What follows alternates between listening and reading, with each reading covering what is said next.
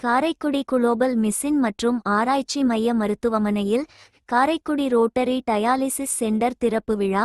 Karaikudi global mission மற்றும் ஆராய்ச்சி மைய மருத்துவமனையில் காரைக்குடி ரோட்டரி சங்க டயாலிசிஸ் சென்டர் திறப்பு விழா மார்ச் 29ஆம் தேதி சனிக்கிழமை காலை 11 மணி அளவில் நடைபெற்றது.